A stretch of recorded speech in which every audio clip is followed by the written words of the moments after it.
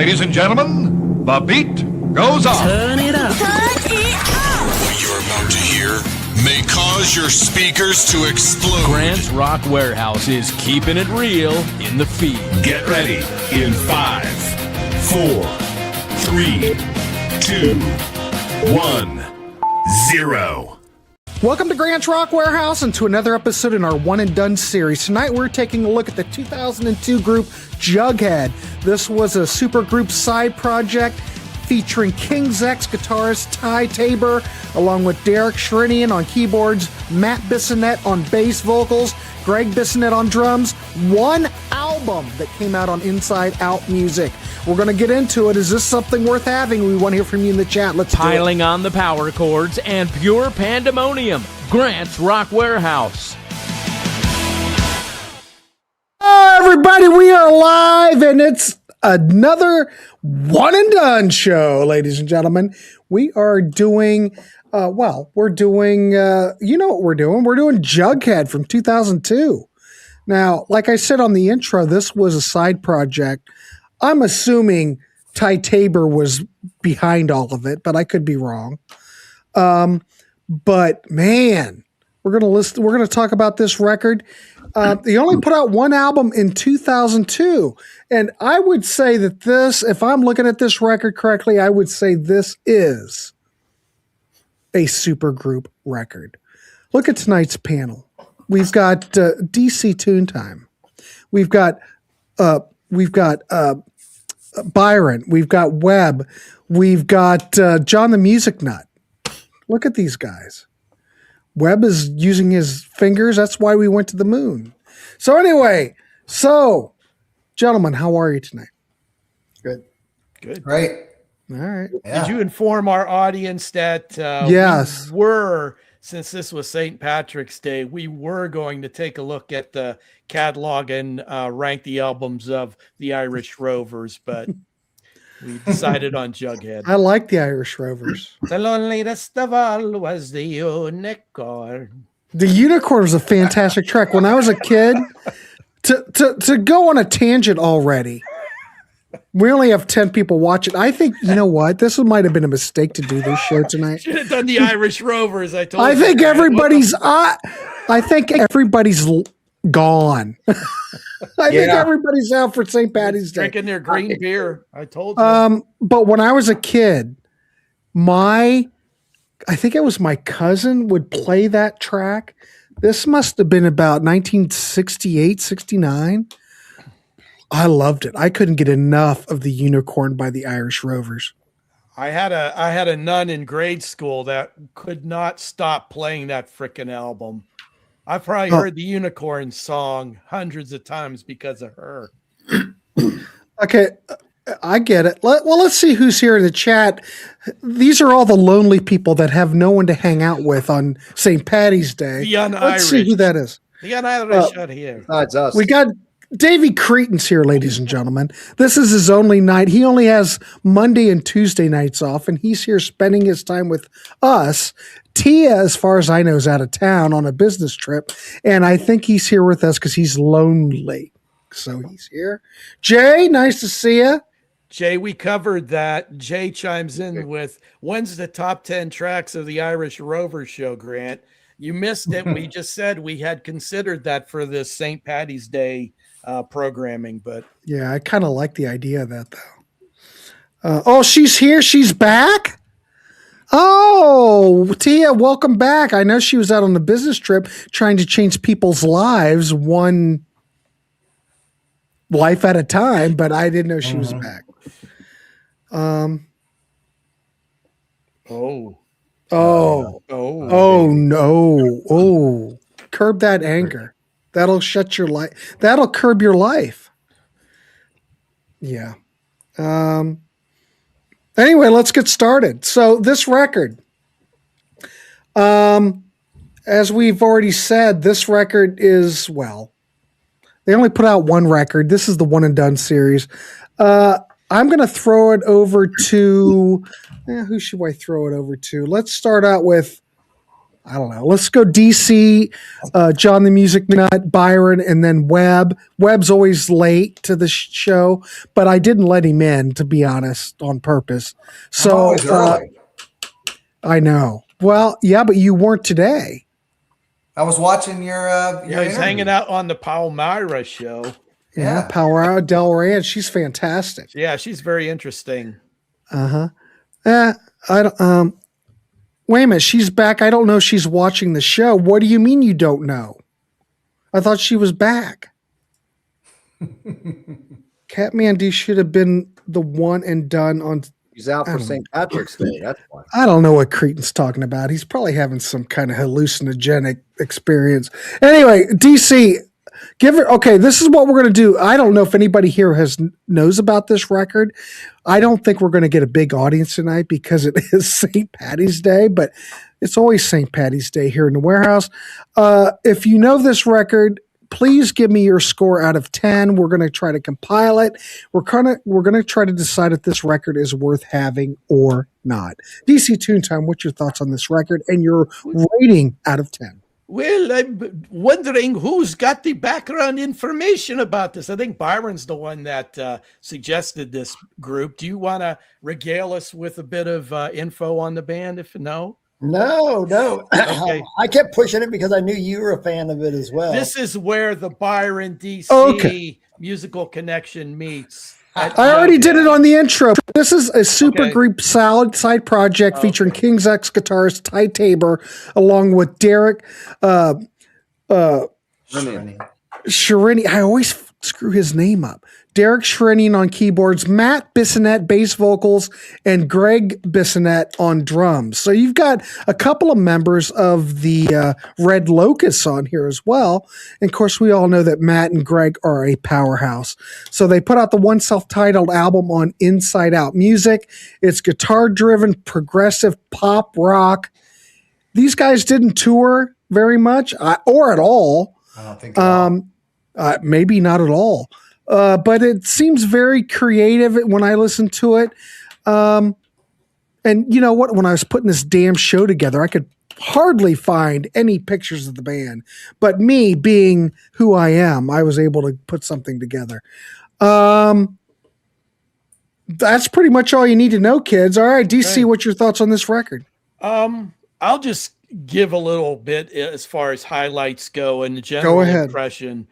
Of these one and done bands, this is top tier for me. Byron was correct. I do like this band, and I've had the CD since it came out. It's got a lot of variety here. There's some King's X-y type stuff. There's some balladry, a bit of balladry here. DC, does any of it sound like Cherish by David Cassidy? No, quite not that level of balladry. Okay, I just wanted to make sure I was on track or off track. But this album has a great mix here. You even get an over 8-minute, slightly, I don't know, that's just like a mishmash tune to round out the album called Willie Mays. Paging Willie Mays. Which I think kind of is similar to the theme of the Simon and Garfunkel tune where they mention "Where Have You Gone, Joe DiMaggio." But anyway, this album, when I first got it, I was a little disappointed because I don't think it hits its stride until track 5. And from track 5 on, boom. Not saying that there's not good songs the first 4. But once you hit Bullet Train all the way to the end, I highly rate all of those tunes. Let me just give a few highlights here if I can. Yes, sir. Please do. Track 7, which I think Webb mentioned earlier on. Yesterday I Found Myself. It starts out very moody and then goes into a brief ballad part. Then it turns into a King's X styled tune here, which of all the tunes here, I think this is the most King's X-y, if I dare say that. And And then I said if it's a slowed down version of It's Love from King's X kind of vibe here, then it gets real peppy at the end and Beatle-ish and nice lead guitar. The next track, 8, this is another solid rocker. Only this one mixes, to my ears, King's X mixed with a Foo Fighters vibe. At least that's what I'm picking up. 9, and you all know that I love the pop music. If there was going to be a single from this album, it would be Flowers. This is it. Ooh. It's catchy as heck, and it features whistling. Oh, what the F more do you people want? It's a great tune. It is. If there was going to be a single culled from this album, it would be this tune. You know, I'm all about pop music, so this is my favorite track here. Paging Willie Mays. It's like I didn't know what the F to make of this. Well, you're a baseball fan. Come on, you know what to make of that. I love the Willie Mays, and I think what the band is saying here is what happened to those ball players that were class on the field. And I think they take a dig at Darryl Strawberry here as I go through the lyrics. You know, Willie Mays went out there and did his job and let his play speak for itself. He didn't have the 17 chains hanging around his neck. I would no sooner wear bling around my neck to play baseball than I would to put on that collection of bull crap to dig a ditch. I've never understood that. But anyway, it's kind of the same vibe here as that line from Simon and Garfunkel where they say, "Where you have you gone, Joe DiMaggio?" It's like, where have you gone, ball players that just put it all out there and aren't the blingy peacocks that we sometimes see today. Oh, Christian, I want to say I missed your hello the other night, so. Hello, Christian. Glad to see you. Christian, how are you? Thanks for coming. How are you? I do want to give a shout out to Christian because it's hard for Christian to make it to these shows because his schedule is haphazard and he's changing people's lives. He's incredibly busy. So you never know. He's very busy, but he's here. Nice to see you, Christian. Thanks for giving us support. Let's shoot over to John. I need your score out of 10. Score. I would give this album almost close to a 9.5. It's very good. But I mean, as I've marked here in my notes, the first 4 songs, there's 2 pretty good ones, but it hits its stride at track 5 all the way through. So I'll give this one a solid 9. Excellent. All right, a solid 9. Creighton, you're right. People are slowly trickling in from their St. Patty's Day festivities. I should have thought this out further, but I'm just a monkey, so I don't really know. You can all watch it later. I'm still doing it live because it's less work. All right. Yeah, you're a you are. Yes, it's all right, Christian. I appreciate you. I know where you're coming from, brother. All right, cool. Thank you, DC. That's pretty good at 9. Let's throw it over to, ladies and gentlemen, John the Music Nut. Okay, I'm not quite as high on this as DC. Okay, so 4 neo-prog guys make a power pop album. Has a live in the studio feel. I'm with DC on one thing. I think most of the stronger tracks are on the second half. I have a slight difference in what I would pick as the first single, but Flowers should be a single. I would definitely say that. Halfway Home to Elvis. Matt and Ty harmonizing. They're trading off on the vocals. Cool.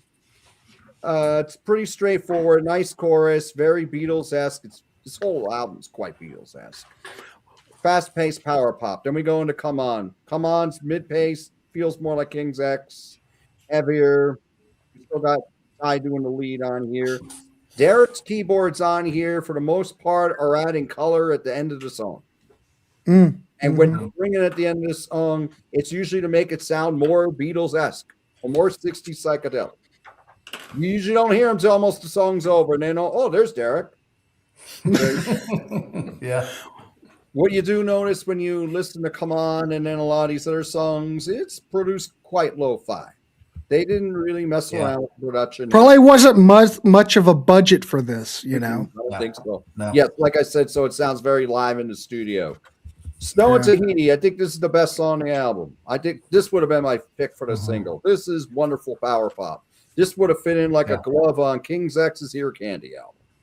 This is wonderful.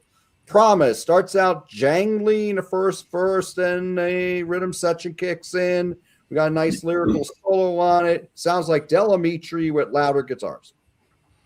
And that's a good thing. I like Delamitri. Kind of a love song to a wife, I think, is the vibe. Yes, it is. It doesn't really sound too much like that musically, but okay. But Bullet Train sounds like it could have been on King's X's 15 album because it picks up the pace. It's more melodic, harder rocking. It's good. Waiting on the Sun bores me. It's a ballad. It's very Beatles-esque, but it doesn't really go anywhere. It's very, you're waiting for something to jump out at you, and it doesn't really do it. Yesterday, I Found Myself is the most progressive song on the album. It's one of my favorites. It's very moody, little long, but we got the quiet verse, and then it gets louder, and we got these different changes in mood and ebb and flow. I think it's pretty cool. Be Like You, y'all were saying Foo Fighters. I thought more late. Okay. Every 5 minutes, I go out for a couple seconds. Be Like You, to me, sounds more like mid to late 90s Stone Temple Pilots, like Tiny Songs from a Vatican Gift Shop or Number 4. It's more driving, nice call and response on it. The bass is really up in the mix, a little more hard hitting. It's pretty cool. Flowers, Flowers is really cool. That whistle hook is wonderful. This'll work. You know who does that whistle hook? David Cassidy. Cassidy. Oh. Cassidy back at it. That's right. And you'll get happy when you listen to Flowers. That's 100%. Right. So that's cool. Got a nice psychedelic pop feel to it. Nice hook with the whistle, like I said. Shame on the Butterfly. Got these chunky riffs coming in. Some cool drum fills in the solo. Okay, bridge. More of an early 90s feel. Paging Willie Mays. And King's X used to do these long songs, and they'd be really interesting. This one doesn't really do much for me. It's just too long for me. Yesterday I Found Myself is long too, but at least that's got some changes going on. This doesn't really do it for me. I think it could put Willie Mays to sleep, and I'm even talking about prime Willie Mays, So I like it. I don't love it. I give it a 7. 7. Jeez. All right. I think that's fair. The whiteboard. Web with the whiteboard. Ladies and God, he is so much like you, DC. He is like your little clone. How many times? All right, people, we're going to go on a tangent. How many times we've seen DC write stuff down and throw it? Look at young Webb. He is like DC's younger brother. His son. I would be proud to have Webb as my younger brother. All right, now look at this. This might be a little unsettling, but look at this. You look at DC's eyewear. Look at Webb's eyewear. Look at the facial hair. Look, they're doing the same damn thing. And they both love baseball. And they both. This is really unsettling. Go ahead. If I had to be like anybody on this panel, no offense to everybody, but it'd be DC. I'm sorry. All right. Well, if I had to be like anybody on the panel, I'd want to be like DC too. So. You all be like me. Still twins. Look at this. Mm-hmm. Oh, here we go. Christian says, wow, these guys are in love. Bromance. I had to bring this out for a show with Rand. I just had to. So Rand, you have to draw everything out, and he likes stuff like he really likes Hanna-Barbera. So if you can draw it out in the Hanna-Barbera Yeah. Rand loves Hanna-Barbera. I do Sure too. That was of my influence as a young aspiring cartoonist. Here we go. Cretin, ladies and gentlemen, who is just a couple of numeric numbers off from 666. So you know this isn't the devil Cretin. It's been many moons since I heard Jughead. I like the 2 Platypus albums better than Juggy. And Sherinian was in Platypus too. So I think that's how this happened. Yep. All right, cool. All right, so we've got a 9, we've got a 7. Anybody in the chat, like I said before, if you've got, in all seriousness, we're really trying to have a serious show here, other than it's hard when you have Web and DC on the same show and they kind of intertwine and shit like that. But if you do know this record, give me your score out of 10, but only if you know this record. If you don't know it, we're just trying to turn people on to stuff. All right. We've got a 9 and a 7. Let's throw it to BM Bolt, who probably just got off of working on a Pioneer That's like receiver this morning. Did you? Yeah, of course. And how'd it go? Was one of mine. It has a small issue that I finally got resolved. When you Did it just need blown out? Was it dirt? When you get the station tuned in exactly, that center. That tuning meter should be right down the middle, with the maximum. Yeah. Well, it would be at maximum strength, but it wouldn't be in the center, so I had to make an adjustment so it would do that. No big God deal. bless your heart. Look at this. Ladies Ladies and gentlemen, if you have any audio equipment that needs repaired, I'm going to give him a plug. Mr. BM Bolt is looking for audio equipment. He loves Yamaha. He loves his favorite's Pioneer, but he'll work on a lot of this vintage. He's not a tube guy. No tubes, not yet. Well, somebody gave me a box of tubes recently, so maybe someday. But if you have any stereo equipment that needs worked on, he's your man, and can turn you on to his mojo. Anyway, no shipping. You're gonna have to drop it off and pick it up. He doesn't ship, so you're gonna have to drive all the way to Nebraska to drop it off. So much for his business empire. All right, BM Bolt, you're up. What's your thoughts on this record and your rating out of 10? All right. I had written down, it's kind of hard for me to describe some of these tracks on here because you guys keep saying, oh, well, it sounds like Delamitri. It sounds like Foo Five. I don't listen to those bands. So I don't know how to compare them, but I would say this is pretty accessible pop rock. Mm-hmm. But yeah, there's the Beatles vibe you guys have mentioned. I hear a lot of like that Strawberry Fields. It's the Mellotron sounding like a flute, correct, Grant? That's what that is. Yeah, that's the Mellotron flute. Yeah. Yep. So you hear that here and there quite a bit, and definitely there's some King's X feel to it. It's a lot of psych going on. You guys have mentioned that. Yeah, I was under the impression. So Matt's doing most of the singing? That's not Ty then? Does Gregg be singing on here or not? I don't know. It's mostly Matt, I think. Because Derek's not doing anything? No, I don't think he sings. No. I've heard a few of Gregg's solo albums, and there is a little bit of singing on that. Those are pretty good. Every guitar player you've ever thought of is on the Gregg albums, but anyway. Why do you think Ty's not singing? Because Ty is fully capable. Well, he sings, 2 or 3 songs on here, but he does a lot of co-vocals too at times. Yes.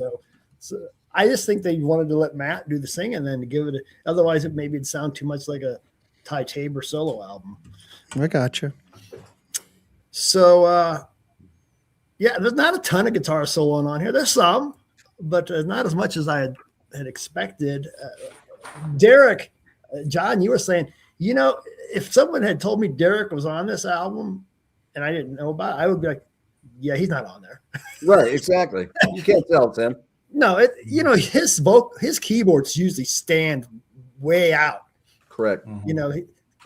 He got that kind of Jan Hammer thing going on where you don't hear any of that on here. Mm-mm. But so anyway, let me talk about some of the songs. I actually thought I preferred the first half of the album. You guys all preferred the second half. Even when we agree, Byron, we don't agree. Yeah, I don't know, because I really like Halfway Home to Elvis. Matt sings on that. It's just kind of this fast, upbeat rock pop, and I like the song Delilah, or Come On. I want to call it Delilah because he just keeps saying Delilah, It's kind of mid-tempo. It's got a real King's X feel going on in it. And I like that Snow in Tahiti. It's heavier than the first couple. Snow in Tahiti's good. Yeah. I dig it. That song Promise, I like that. Ty sings that one. It's got some acoustic verses. To me, it sounds like some of his solo albums. Because he's singing on it, I guess. Bullet Train. Bullet Train, I thought was a really good fast rocking tune. Waiting on the Sun, I thought was okay. A little psych at times in that, and I really dug that yesterday. I found myself. There's a bridge in there. It's got that Strawberry Fields vibe to it. I love that chorus on that track. Be Like You has a really strange, odd beat to it, and I was kind of wondering maybe Derek wrote that, because it kind of, some of his stuff with Planet X and his solo stuff, it's really got weird time signatures. So I was wondering if maybe he had something to do with that. Flowers. I don't think anybody's mentioned that the verses are they feel very Spanish. Latin. It's Latin, damn it. Get your languages correct, Byron. That's the thing that jumps out to me the most on that song is that Latin feel in the verses. But it's got, the chorus is really catchy on that. Shame on the Butterfly, I thought it was okay. It's a harder track. Ty singing. It's got a little sitar, or at least what sounds like sitar going on. Yeah, and the Paging Willie Mays. I thought it was all right. It was pretty darn long, though. Once again, you hear a little bit more of that Strawberry Fields sound in it. Yeah. And, I'm going to give it an 8. I'm kind of an 8? Green John and Damn. See, everybody in the good album. There he is. DC, did you want to hold up your sign as well, or should we just let Webb do it? I can hold up a little drawing I made of Fred Fartino playing the maracas. Perfect. That's talent. Excellent. That is talent. You know what? I was just thinking we need a Fred Fartino shirt. Hey, if we get to 10,000, not only will we have a "Don't Be a Pussy" shirt, but I'm going to have DC work on a Fred Fartino shirt for 10,000. So you can go into the merch store and get yourself "Don't Be a Pussy" and buy it, or a Fred Fartino. Now, both. Before we go over to Webb, I am going to make an announcement because I'm not trying to be a sellout or anything, but there's changes on the horizon. And I will say that the Warehaus is opening up to Ko-fi and Patreon. And when I open up a Patreon site, it's just not like going to be a regular Patreon site. I think we're going to, if you sign up for Patreon and do that, I think we might have some special gifts for you who ever sign up. We're going to take Patreon to another level. I'm still working on it. But this show, the only reason I'm doing it is because the Warehaus is expensive. Because I only want to do the best. And to do the best, to my ability, is expensive. So, and I'm only doing it. Here, look at Cretan.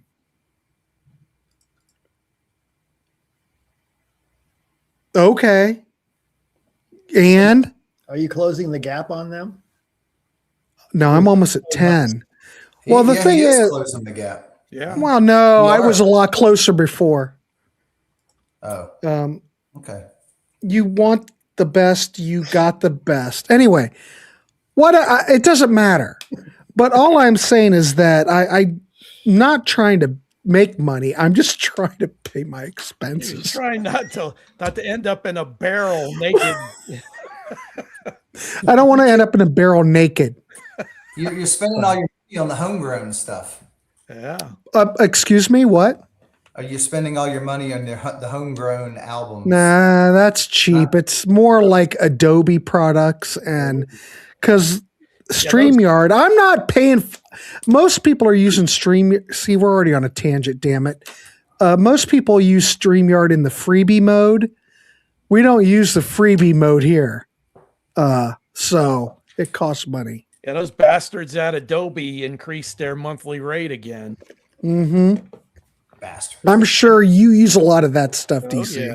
Al Val chimes in saying, we need a Fred Fartino album. He is one of the unsung heroes of the Wrecking Crew, but the fact that he only played triangle and maracas, very limited. Very limited. All right, cool. So anyway, that was my little blurb. I did that because, everyone's tuning in here to see Webb and what his thoughts are on this record. So I was just dragging it out. All right, Webb, what's your thoughts and your rating out of 10? Okay, well, the first time I heard this, I said, I went through the whole album and I said, it's okay. And then the second time it kind of grew on me, and you guys were talking about it being backloaded, and then Byron said front loaded. I don't know. I think it's pretty much loaded all the way through. There are a couple of lower tracks that you're not going to go back and listen to, but I thought it sounded good. It totally sounds live in the studio, because you hear them even talking about it when they're done. You hear them go, "Oh, let's go listen to that." I don't think there was a lot of rehearsing. They're just all such good high-end professionals that they could just talk about it, rehearse it once, and just go through it. So I don't want to go through all the songs again, but I will say. No, you don't have to go through them. That's fine. But Snow in Tahiti would be, like John said, like Nut said, that would be a good one. Bullet Train was good, like Byron was saying.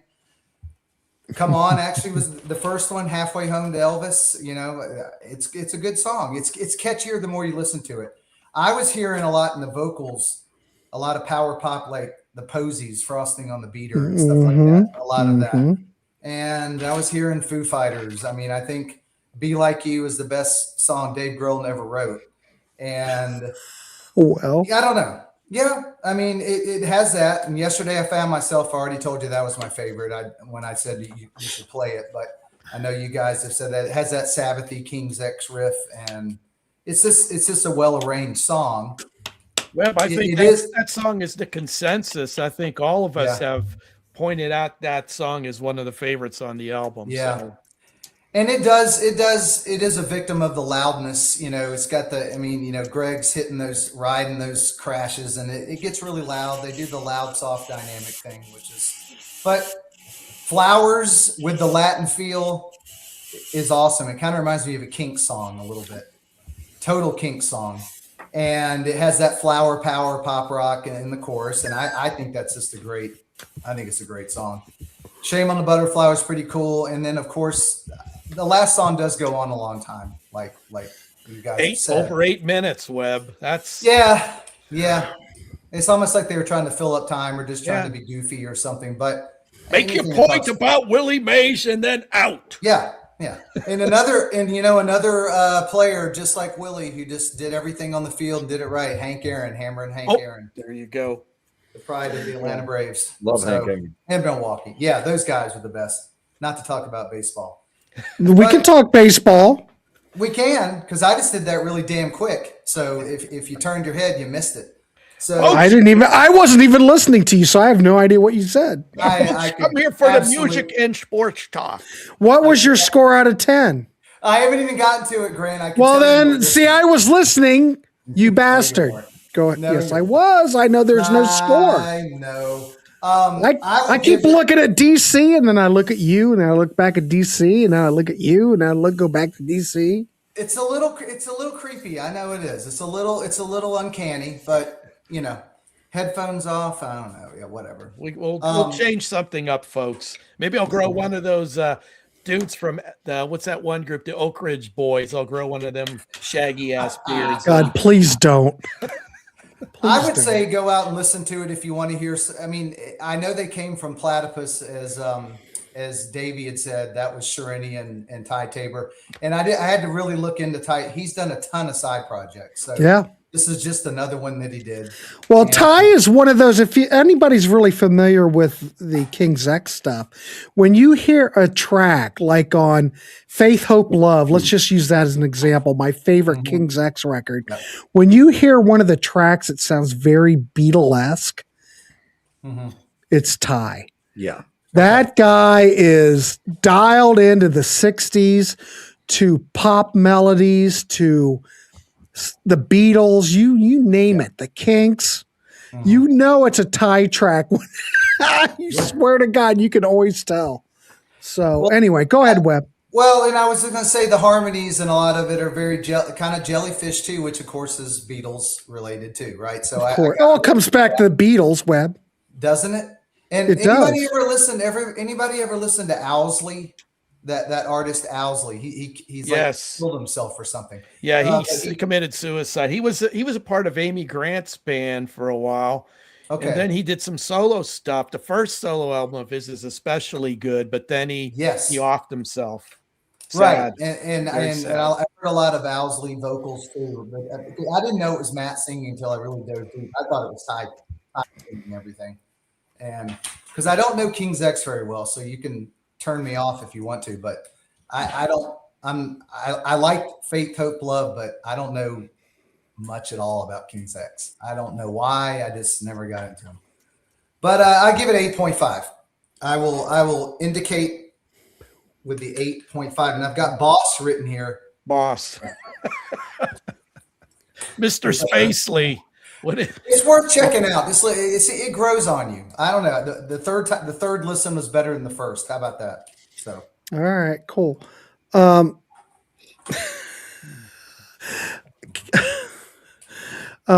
do want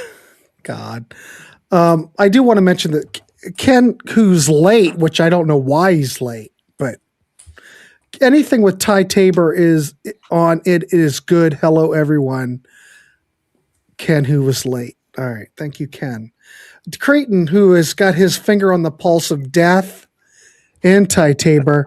The first 6 King's X albums are my favorites. And no one even asked him. He just threw it out there. So we like that. I need to investigate. Yeah, I need to conversation starters. We like that. Oh, if I could just talk about what the Warehaus has planned, I wish I could. There is shit that is happening behind the scenes that I'm just going to be quiet. But I am giddy. I am giddy. Shit is happening. What? I've never seen you so happy. I'm happy. I'm always happy. Well, Sydney hasn't popped in here. I'm ecstatic. Love King's X, but Jelly Jam is Ty's best work, in my honest opinion.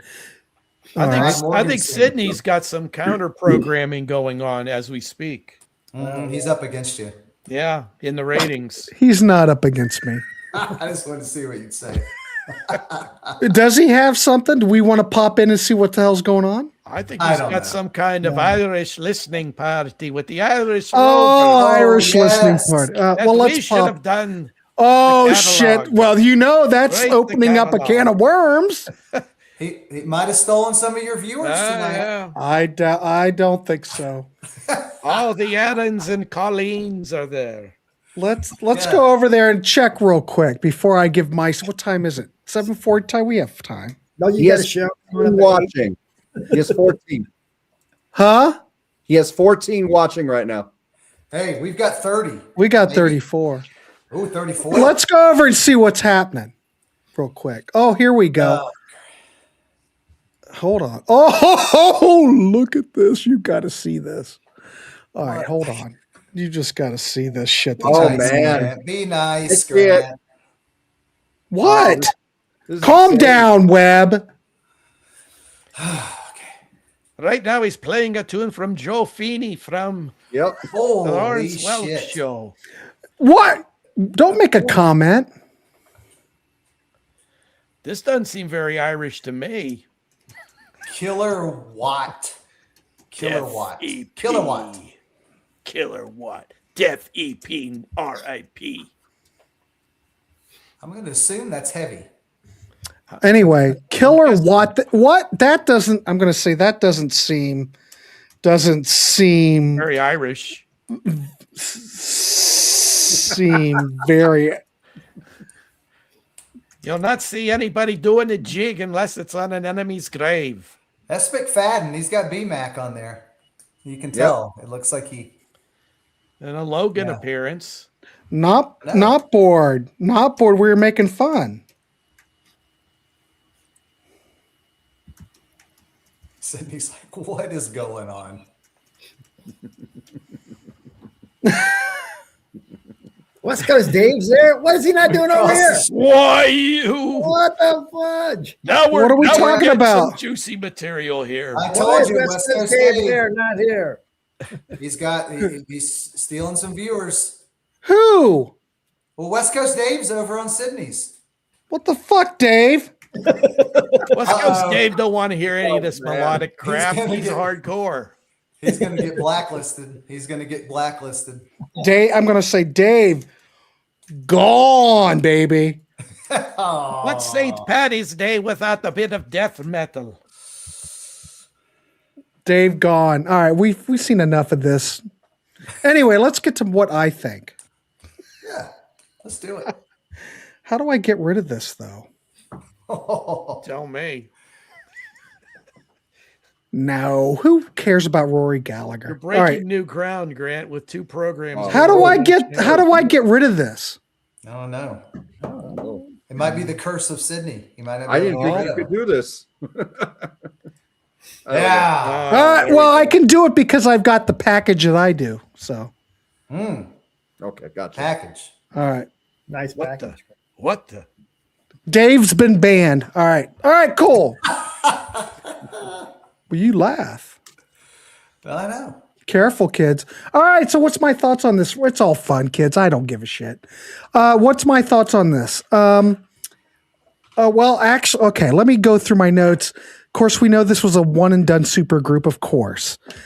The thing is what's great about this is that it's surprisingly bright.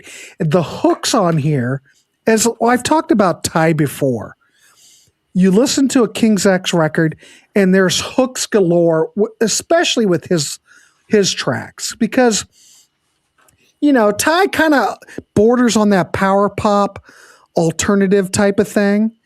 And, you know, those thinking that you're thinking, well, this might be like another King's X record. It's not really like that. To me, when I listen to this thing, it kind of seems like a summary record to me. It's upbeat, fun, super accessible. I dig it. I think Derek on here, I think the keyboards sound fantastic. The Bissonette brothers, which we should expect, lock in, very tight, fantastic. If you haven't heard the Red Locust CD, which is the project with the Bissonette brothers and Rick Springfield, do yourself a favor. Standout tracks for me.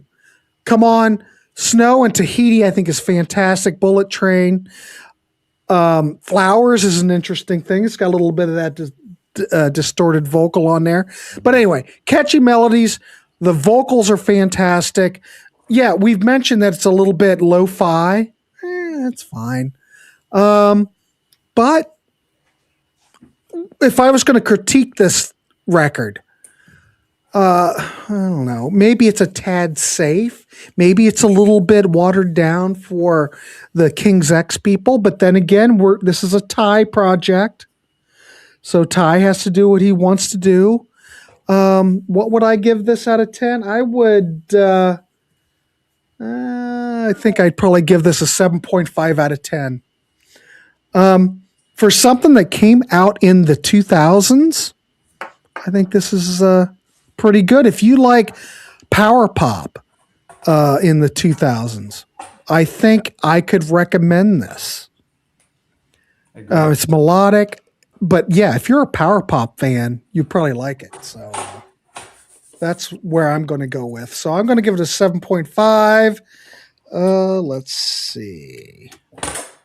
Look at Webb. He got it down. He got his abacus. He's down. That's the average. There you go. 40 divided by. Jesus Christ. Did the trophy wife do that for you? Listen, I got. All right, Cretan's coming in. We only got one person that can score this, and that's Cretan. I got an A in calculus too, by the way. Attaboy, boy, you're Just on to the let you flip know. side of my skill set. That's for So sure. we've got the opposites on the panel. All right. Anybody else that has a score on this? Let's see, 749. Anybody else have a score on this? No, we're good. We're done. All right. Let's calculate. We've got this actually fared pretty. I've got a 7.9. It's right up there with Flint. We got Ken White. Hold on, 7.5. All right. 7.75 from Ken White from Cleveland, Ohio. Somebody should go and track every one and done show to see which one has scored the best. Wow. Probably Riggs. Can't we? Riggs did really well. Yeah, I'm guessing you're right, John. I'm guessing Riggs. Grant, do you ever do Southern rock? No, not yet, Kathy. I've been asking. Yeah, I don't know. I'm not feeling that. I think I ranked the Platypus album higher. Well, Cretan, we didn't ask you for that. Cretan's always chiming in. Can you imagine Cretan right now with his list? He's like going, scrolling and shit. I was listening to some Cretan. Kathy was saying I was listening to some Blackfoot today and was wondering what happened to them. Well, are they? No original members. Yeah, they still tour. Because what's his name's in Leonard Skinner. I think he plays a show with them once in a while. Ricky Medlock. Ricky Medlock. Original Ricky drummer. owns the name, and once Ricky was originally, he was originally in Leonard Skinner back in the day. drummer. Yeah, drummer. Look at this, ladies and gentlemen. Marco, look at this. Look at him. Shining like a beacon in the night. Look at him. Making an appearance in the Warehouse, ladies and gentlemen. Cretan, Platypus has a song called Chimes. Oddly enough. I don't know what the little headphone means. You know, Davey not only could give you all the info on this Jughead album, but he probably could give us all the information we'd ever want to know about Willie Mays. Marco is love. He's a sports ball guy. He likes the baseball. We'll have Marco back in the Warehouse, so don't you worry, because Marco's a big draw. The chicks just line up to get his autograph. Settle down, ladies. Simmer down. Can I ask a question about this? I can't ask one question, one little question. I thought John might know. It says the Mustard Seeds wrote 3 tracks, 3, 6, and 8. The Mustard Seeds were a band that Matt Bissonette was in. That's a good band. Which I've never heard. And it says good. Jughead number 5, the Mustard Seeds 3, 6, and 8. That's the only thing I could find about who wrote the tracks. So did they must have taken some songs from the Mustard Seeds and just redid them. I don't know. No, Not familiar with them. I thought the Nut might know. No, I don't know them. I know of the band, and I have 1 or 2 of their CDs. They're a good band. They're worth exploring. Oh, Davey, I saw Willie Mays play at Shea Stadium back in the day. Cool. For this cat, those were sad days because Willie was in his early 40s. Yeah. Just a shadow of the player he was before. Should have stepped away from the game, but who am I to make that decision? Here we go. Wait a minute. Carrie's coming in. Ricky still owns a Blackfoot name, but has younger musicians out doing it. Mark is the lead singer now. Mark used to be in Warp Drive. Ricky Medlock under his name. There you go. That's the scoop. Thank you, Carrie. I like this community because they're so full of information. You know? It's fantastic. It's a no nitwit zone. All of our it's all nitwits on this panel. Come on, DC, you know that. So, yeah. Oh, wait a minute. Get your equipment out. Yeah, I missed it. I had pulled away with my drum kit. All right, kids. So, Jughead, 2002 self-titled album. We give this and you and Cretan. It's just us and Cretan. And Ken. Talk about obscure. And Ken. Yeah. We give this an 7.85. So you can round it up to a 7.9 if you want. Anybody else have anything to weigh in before we go? Anything coming up? Oh, John the Music Nut, ladies and gentlemen, who has a channel and changes the world day by day. John, what's going on your channel? Okay, I put out a live cut this morning on Scorpions Live Bites from 1995. And I will have a show on Thursday, the Latter Day Album series, where my guest, Ches Ketra, from Tim's Vinyl Confessions, Slogans Rock and Metal Extravaganza, we'll talk about AC/DC. We're going to talk about their 2008 album, Black Ice. So there you go. Fantastic. Awesome. I think I got a show with John Thursday too. We're recording. Yes, we're recording on Thursday. Go ahead. Tell us about that so they can tune in. Go ahead. Okay, we're recording Thursday, but I'm not going to be able to put out for the following Saturday, so it'll be 9 days after. But okay, we're going to do the live cut. We're going to do Little Feat live from Neon Park from 96, I believe, or 98. One of them, probably 96. I think I have that somewhere. 96. Yeah. Yeah. We love the feet. No doubt about it. You heard it from Webb. He likes feet. So you girls get in line. He'll inspect them all. Anyway, what's that? Oh, I got that CD. Show me. Make that big. Cool. Oh, yeah. Is that Record Store Day? Yep. Yeah. Yep. Wow. Did you buy something for Record Store Day, Byron? Somebody bought it for me as a thank you. I would never pay that kind of money for a record. I know you're a cheap ass bastard. Anyway, God, what was I going to say? Are you going to promo Wednesday's show? Bands you should know. Well, bands you should know. Dan, Dan Cartwright. Dan, Dan. What's Dan's? No, not Dan Rocker. Chartland. Chartland. Yeah, Canadian. Is that right? Canadian dude. The guy with the beard. He's coming on the show. Yeah. Well, I'm not saying he's a big guy. I'm just saying he's the dude from Canada. Webb's always trying to stereotype people into shaming people. No, but Dan will be on the show on Wednesday, and he's going to dazzle the show. Look, there's West Coast Dave. Look, he's coming. Now you come back. Now you come back. Groveling back. Look, there's Keith too. What the hell happened? Was it the apocalypse that just happened? I don't know. They came back, but that show's still going on. West Coast Dave's slumming on both. Multitasking. Bobo's over on that other one too. Bobo. I told you he's got some of your regulars. It says they only have one person watching. Oh, that can't be. That's what it says. Oh no, it's over, I think. Right, probably. Oh, it's over. Oh, so I'm going to remember Plan B. That's why Dave came over. Yeah, I'm going to remember that, Dave. Mm-hmm. Oh, I won't let this go. Oh, I won't let it go. I'm like demerit points. Yeah, I won't let that go. The fact that he didn't want to be here for a King's X related show, I won't let it go. Wrap the knuckles.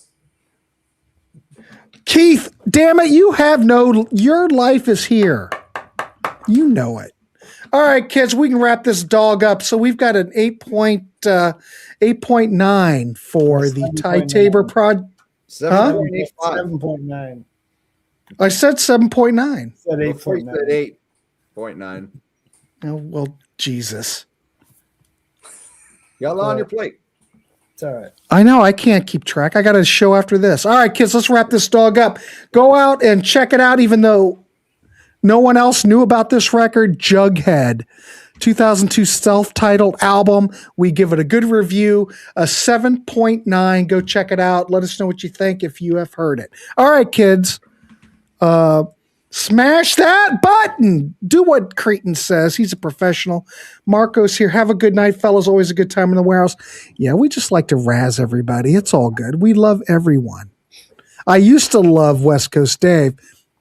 not so much. All right, kids, we will see you. Keep it clean, Rap the Rascal, and we'll see you on the next one.